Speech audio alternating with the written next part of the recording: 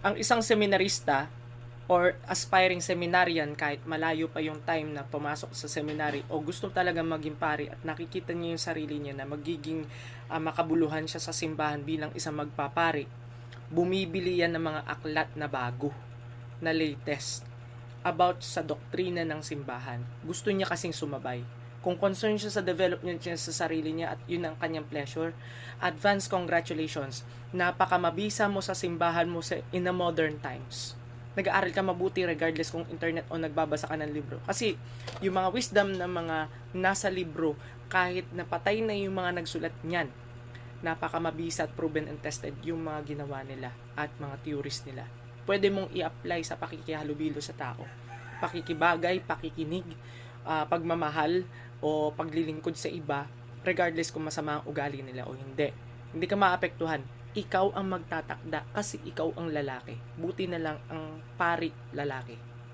Ikaw magtatakda, ikaw magpo-provide. Pero syempre, kailangan mong rumunong. Bumili ka ng libro. Magbasa-basa ka. Internet, nakadesign lang yan para tumugon lamang sa mga likes mo, sa mga comments mo na walang kwenta, sa mga pinag-aaralan mong kulang-kulang din. Supplementary lang siya. Ang pinakang gawin mo, ulitin ko, bumili ka ng aklat. Magbasa ka. Lahat masasanay sa iyo.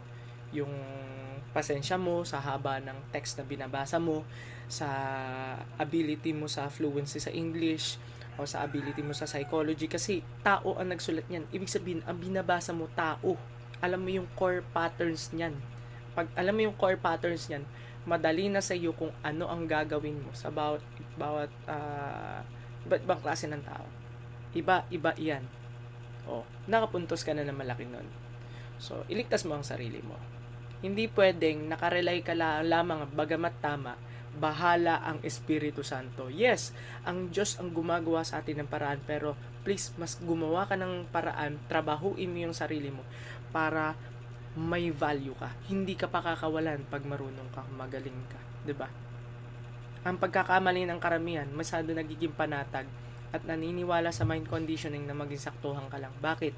Kasi pagka sinabing makipagkompetensya ka, mas mahihirapan yung iba na mga matatalino na makipagkompetensya kasi magaling ka, 'di ba? Ito galingan mo. Pero pailalim, ha? Hindi halatang halata kasi matutunugan nila 'yan. Kaya magbasa ng libro.